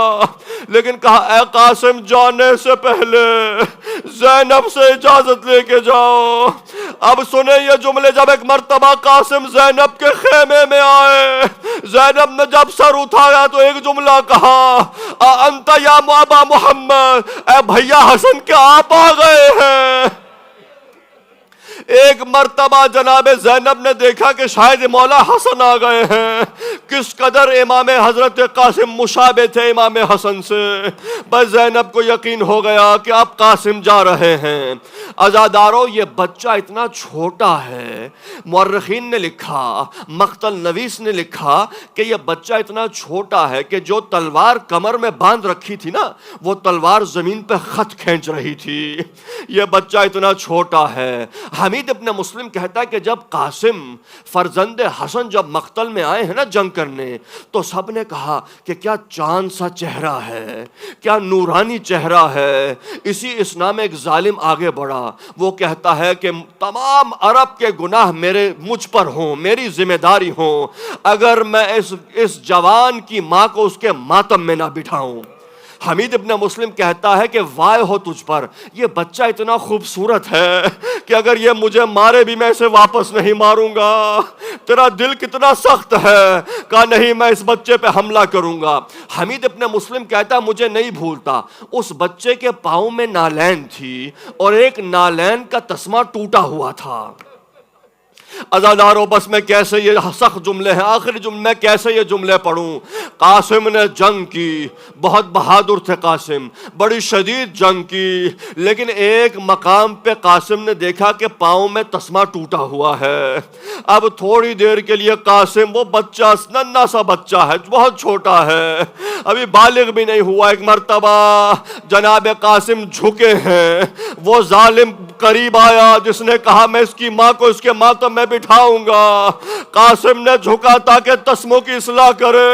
یہاں ظالم کی تلوار اٹھی ہے. ایک مرتبہ قاسم زمین پہ آئے, کہا یا عمّا, اے چچا حسین اپنے بھتیجے کو سنبھالیے. روایت کہتی ہے کہ جیسے حسین کے کانوں میں قاسم کی آواز آئی, حسین نے ایسے دیکھا کہ جیسے کوئی شیر دیکھتا ہے. ایک مرتبہ گھوڑے پہ سوار ہوئے, کہا اے میرے بھتیجے تیرا چچا آ رہا ہے. تلوار نکالی حسین نے, ایک مرتبہ حملہ کیا. وہاں ایک مرتبہ کسی نے کہا ہٹ جا, حسین آ رہے ہیں. حسین بڑے غضب میں ہیں. حسین ایک مرتبہ شیر کی طرح حملہ کرتے ہوئے قاسم کے پاس آئے. متاحف مقتل میں کیا لکھا ہے, جب حسین یہاں سے آئے نا تو دشمن کی فوج دشمن خوف کی لہر دوڑی. جب حسین آئے, اب اس میں کیا ہوا کہ جو دائیں کے فوجی تھے وہ بائیں بھاگے, اور جو بائیں فوجی تھے وہ دائیں بھاگے. اب قاسم کا جسم گھوڑوں کی ٹاپوں تلے. اجرکم علی اللہ. آخری جملہ, مولا حسین قاسم کے جسم پہ آ کے ایک جملہ کہتے ہیں, اے میرے قاسم, تیرے چچا کے لیے بہت مشکل ہے, تو چچا کو پکارے, تیرا چچا کچھ کر نہ سکے. ایک مرتبہ قاسم کا سینہ اپنے سینے پہ رکھا. اب جب حسین اٹھے ہیں نا تو قاسم کے پاؤں زمین پہ خط کھینچ رہے تھے. اس آخری جملہ زحمت تمام, اس گنج شہداء میں آ گئے جہاں اکبر کا لاشا ہے, جہاں جوانان بنی ہاشم کے لاشیں ہیں.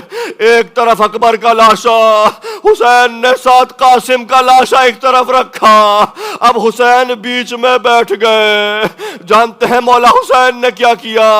ایک ہاتھ قاسم کے سینے پہ رکھا, ایک ہاتھ اکبر کے سینے پہ, وہ سینہ جس میں برچی کا پھل تھا.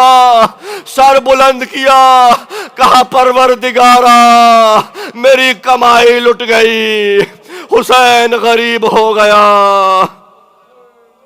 الا لعنت اللہ علی القوم الظالمین وسيعلم الذين ظلموا أي منقلب ينقلبون والعاقبة للمتقين إنا لله وإنا إليه راجعون. ماتم حسین.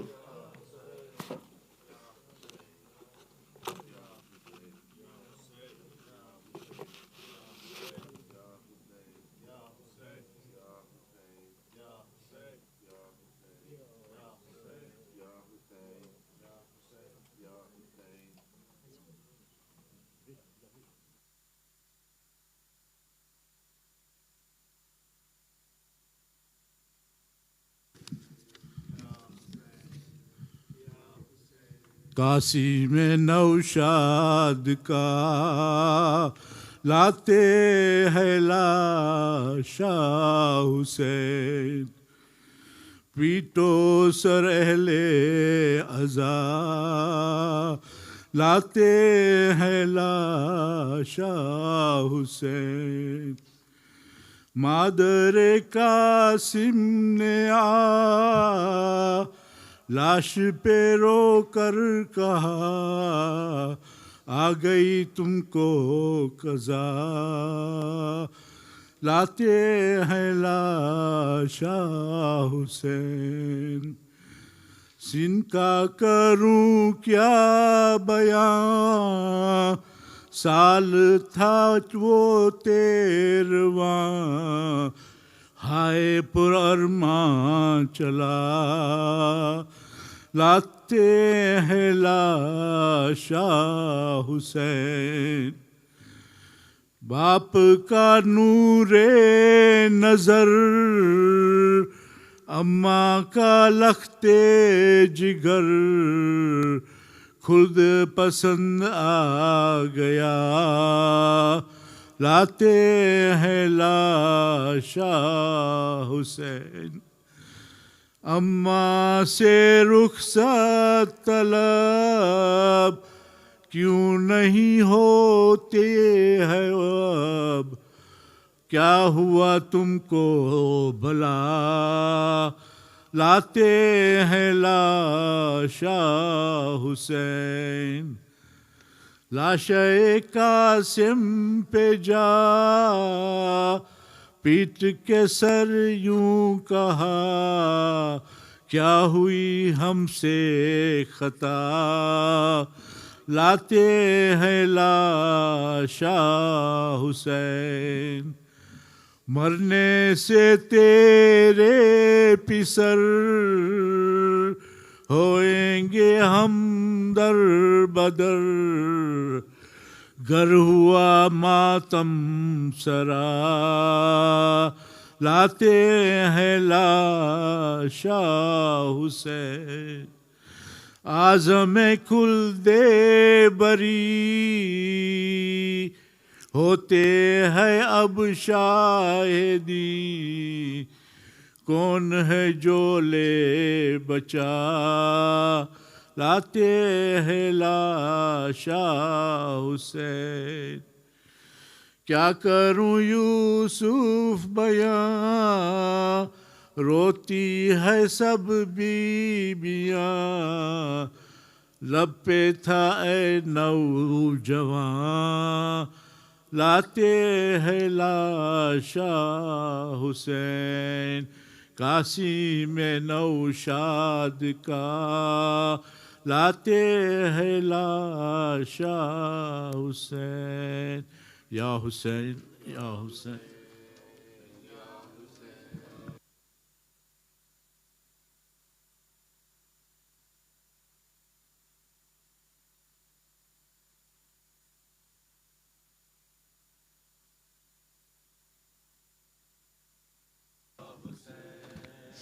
یا حسین یا حسین یا حسین اس گری روئے بہت اس گری روئے بہت شہ کو حسن یاد آئے لاشا قاسم کا نظر آیا حسن یاد آئے لاشا قاسم کا نظر آیا حسن یاد آئے لاشا قاسم کا نظر آیا حسن یاد آئے لاشا قاسم کا نظر آیا حسن یاد آئے اس گری روئے بہت اس گری روئے بہت شہ کو حسن یاد آئے لاشا قاسم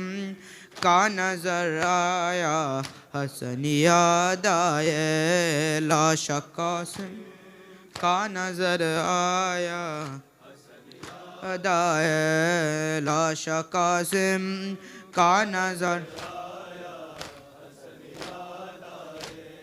ہائے قاسم نہ تیرے ٹکڑے بدن کے ہوتے، ہائے قاسم نہ تیرے ٹکڑے بدن کے ہوتے، روک سینے سے ہے، روک سینے سے لگا یا تو حسنی یاد آئے، لاش قاسم کا نظر آیا، حسنی یاد آئے، لاش قاسم کا نظر آیا، حسن یاد آئے، لاش قاسم کا نظر آیا، حسن یاد آئے، لاش قاسم کا نظر آیا، حسن یاد آئے، ٹکڑے قاسم کے چنے اور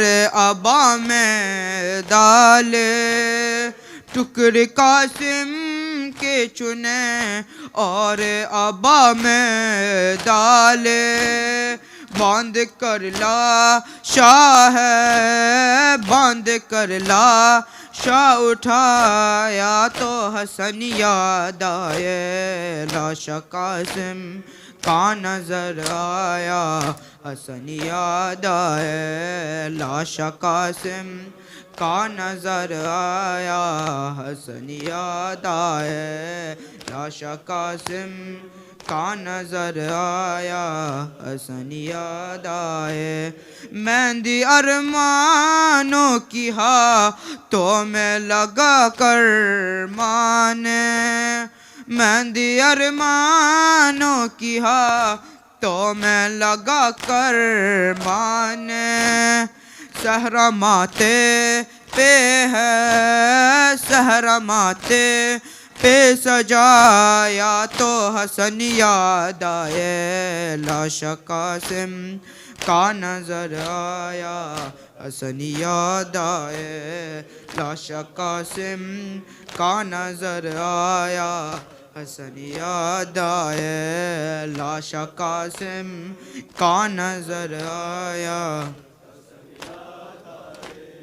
فیض شبیر جو قاسم کا جنازہ لائے، فیض شبیر جو قاسم کا جنازہ لائے، زخمی تیروں پہ ہے، زخمی تیروں پہ جنازے پہ حسن یاد آئے، لاش قاسم کا نظر آیا، حسن یاد آئے، لاش قاسم کا نظر آیا، حسن یاد آئے، لاش قاسم کا نظر آیا،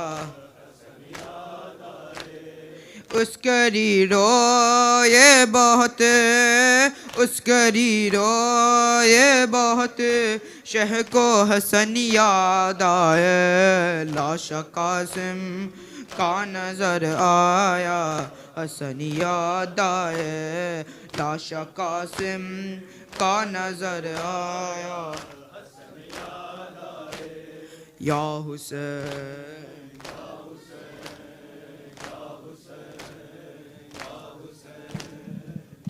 حسین، یا حسین،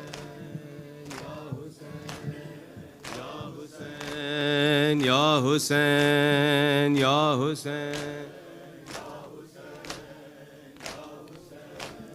یا حسین، یا حسین، ہے قاسم، ہے قاسم، ہے قاسم، ہے قاسم، ہے قاسم، ہے قاسم، ہے قاسم، ہے قاسم، مل کے ہے قاسم، ہے قاسم، ہے قاسم، ہے قاسم، ہے قاسم، ہے قاسم، ہے قاسم، ہے قاسم، ہے قاسم، ہے قاسم ہے قاسم ہے قاسم کبھی اس ٹکڑے پر ہے قاسم کبھی اس ٹکڑے پر ہے قاسم ہے قاسم ہے قاسم ہے قاسم ہے قاسم مل کے ہے ماشاء اللہ ہے قاسم ہے قاسم ہے قاسم ہے قاسم کبھی لاشا دیکھ کے روتی تھی کبھی غش کھا کے گر جاتی تھی کبھی لاشا دیکھ کے روتی تھی کبھی غش کھا کے گر جاتی تھی پامال ہوا تھا بھائی جہاں پامال ہوا تھا بھائی جہاں اس خون پہ گر کر ہے قاسم کبھی اس ٹکڑے پر ہے قاسم کبھی اس ٹکڑے پر ہے قاسم ہے قاسم ہے قاسم ہے قاسم ہے قاسم ہے قاسم ہے قاسم ہے قاسم ہے قاسم ہے قاسم کبھی اس ٹکڑے پر ہے قاسم کبھی اس ٹکڑے پر ہے قاسم مل کے ہے قاسم قاسم ہے قاسم ہے قاسم ماشاء اللہ قاسم ہے قاسم فروا نے کہا بیٹا قاسم کہہ دینا دادی زہرا سے فروا نے کہا بیٹا قاسم کہہ دینا دادی زہرا سے غربت کی کمائی ٹکڑوں میں غربت کی کمائی ٹکڑوں میں دیتی ہے سجا کر ہے قاسم کبھی اس ٹکڑے پر ہے قاسم کبھی اس ٹکڑے پر ہے قاسم ہے قاسم ہے قاسم ہے قاسم ہے قاسم ہے قاسم ہے قاسم ہے قاسم ہے قاسم ہے قاسم کبھی اس ٹکڑے پر ہے قاسم کبھی اس ٹکڑے پر ہے قاسم ہے قاسم ہے قاسم ہے قاسم کبھی لاشا دیکھ کے روتی تھی کبھی غش کھا کے گر جاتی تھی کبھی لاشا دیکھ کے روتی تھی کبھی غش کھا کے گر جاتی تھی پامال ہوا تھا بھائی جہاں پامال ہوا تھا بھائی جہاں اس خون پہ گر کر ہے قاسم کبھی اس ٹکڑے پر ہے قاسم کبھی اس ٹکڑے پر ہے قاسم ہے قاسم ہے قاسم ہے قاسم ہے قاسم ہے قاسم ہے قاسم ہے قاسم واہ ویلا ہے واہ ویلا واہ ویلا ہے واہ ویلا واہ ویلا ہے واہ ویلا واہ ویلا ہے واہ ویلا سب مل کے کرو اب اہل عزا واہ ویلا ہے واہ ویلا مل کے واہ ویلا ویلا ہے واہ ویلا واہ ویلا سن کے ماتمی ہے واہ ویلا اسلام نبی کا بچایا ہے تکبیر کا دیپ جلایا ہے، قرآن کا مان بڑھایا ہے، توحید پہ گھر کو لٹایا ہے، شبیر کا ماتم واویلا، دلگیر کا ماتم واویلا، یہ اہل عزا کا ہے نوحہ واویلا، ہے واویلا واویلا، ہے واویلا واویلا، ہے واویلا واویلا، ہے واویلا واویلا، ہم شکل پیمبر مارا گیا، 6 ماہ کا اصغر مارا گیا، 6 ماہ کا اصغر مارا گیا، عباس دلاور مارا گیا، شبیر کا دلبر مارا گیا، اکبر کا ماتم واویلا، اصغر کا ماتم واویلا، زینب کے لبوں پر تھی یہ صدا واویلا، ہے واویلا واویلا، ہے واویلا واویلا، ہے واویلا ماشاءاللہ، لا واویلا، ہے واویلا واویلا، ہے واویلا، سب مل کے کرو اب اہل عزا واویلا، ہے واویلا واویلا، ہے واویلا واویلا، ہے واویلا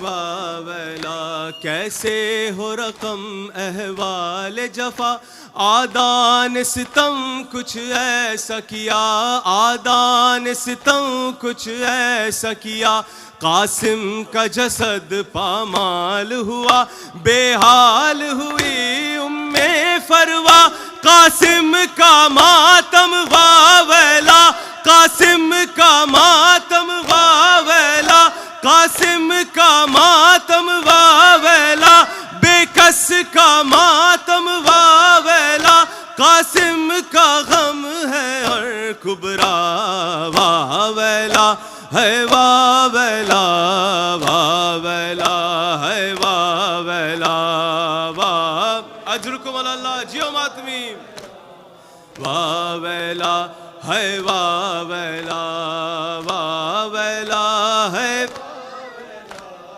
واویلا، ہے واویلا، کیا غربت تھی تنہائی تھی جب شام غریب آئی تھی، جب شام غریب آئی تھی، ایک ظلم کی بدلی چھائی تھی، پیغام اسیری لائی تھی، غربت کا ماتم واویلا، اطرت کا ماتم واویلا، سب اہل حرم کی چھین ردا واویلا، ہے واویلا واویلا، ہے واویلا واویلا، ہے واویلا واویلا، ہے واویلا واویلا، ہے واویلا، سب مل کے کرو اب اہل عزا واویلا، ہے واویلا واویلا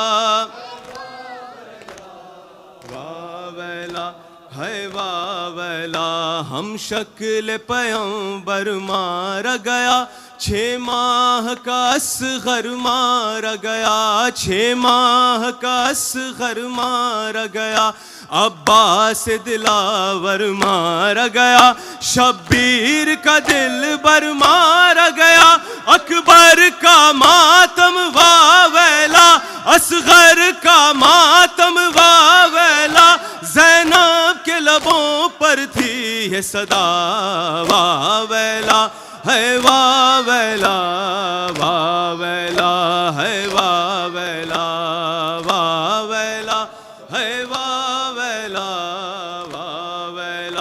ہے واویلا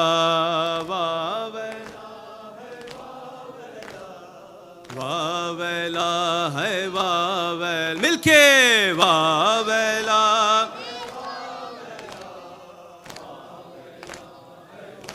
ویلا کیسے ہو رقم احوال جفا آدان ستم کچھ ایسا کیا آدان ستم کچھ ایسا کیا قاسم کا جسد پامال ہوا بے حال ہوئی فروا قاسم کا ماتم واویلا بے کس کا ماتم واویلا قاسم کا غم ہے اور کبرا واویلا ہے واویلا واویلا ہے واویلا واویلا ہے واویلا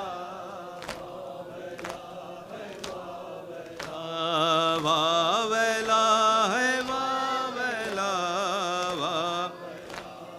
واویلا واویلا وہ عابد بیمار تھا وہ عابد مل کے تھا وہ عابد بیمار تھا وہ عابد بیمار تھا چلنے سے جو لاچار تھا چلنے سے جو لاچار تھا اور شام کا بازار تھا اور شام کا بازار تھا اور مصطفیٰ کی بیٹیاں مولا حق امام یا حسن یا حسین مولا حق امام یا حسن یا حسین مولا حق امام یا حسن یا حسین یا حسین یا حسین یا حسین یا حسین شبیر کی وہ لاڈلی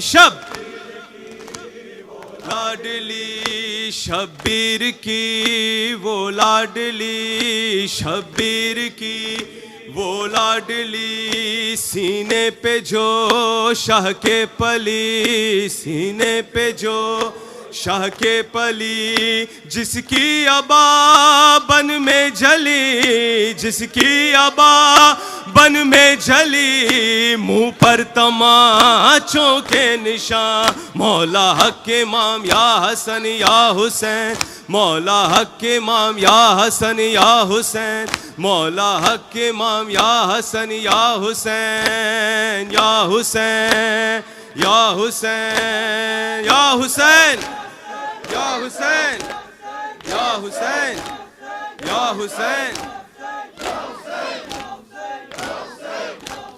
یا حسین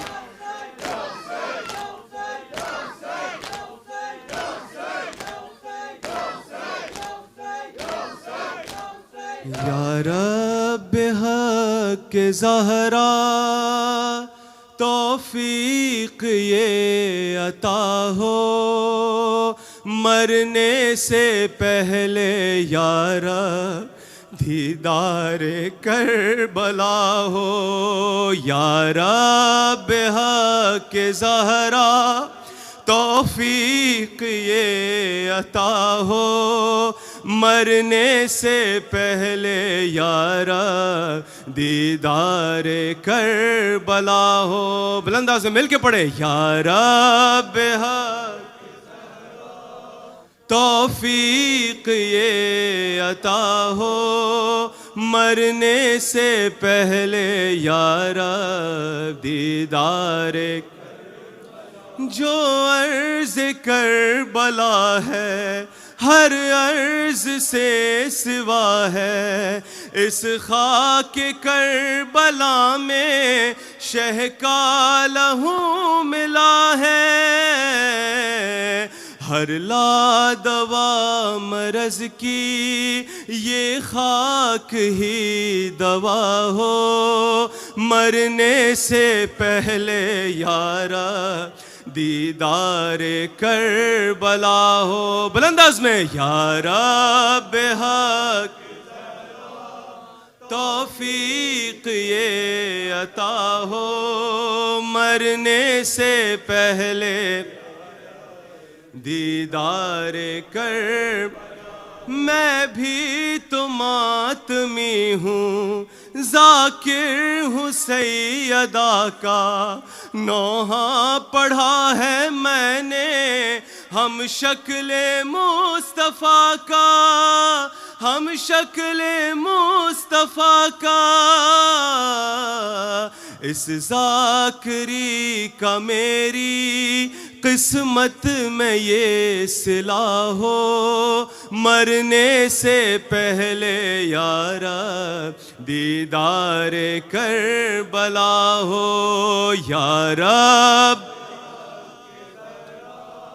توفیق یہ عطا ہو مرنے سے پہلے یا رب دیدار کربلا ہو یا رب نماز شب میں بس یہ دعا کروں میں کچھ دیر اس زمین پر مجلس بپا کروں میں مجلس بپا کروں میں ہر ماتمی کے لب پر ہر ماتمی کے لب پر ہر دم یہی دعا ہو مرنے سے پہلے یا رب دیدار کربلا ہو بلند آواز میں یا رب حق توفیق یہ عطا ہو مرنے سے پہلے یا رب دیدار ننھی سی جس لحد میں سوتے ہیں ابھی اصغر اس پر چڑھاؤں گا میں پھولوں کی ایک چادر پھولوں کی ایک چادر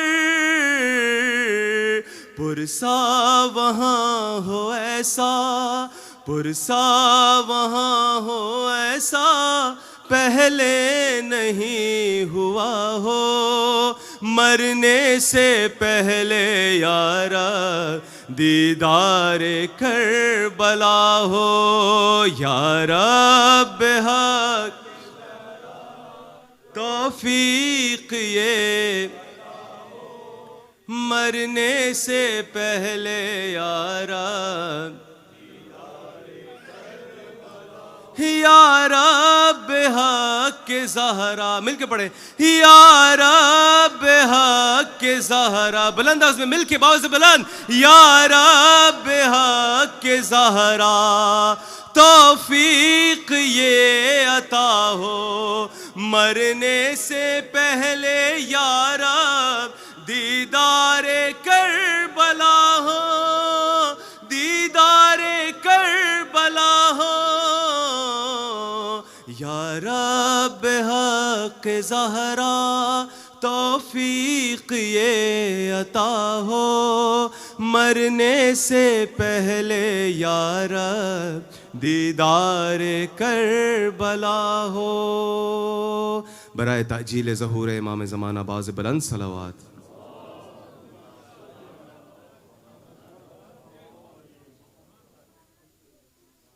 فاتحہ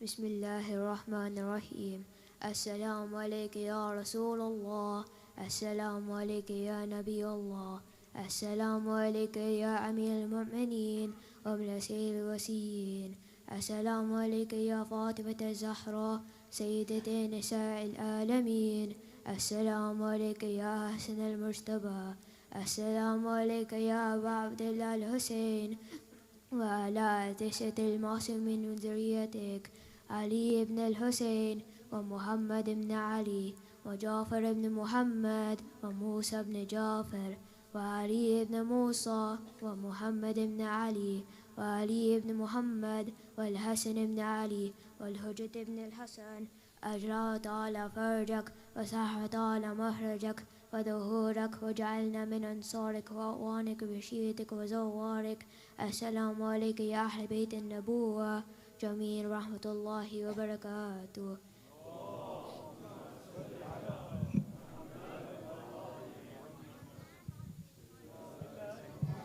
الرحمن الرحيم.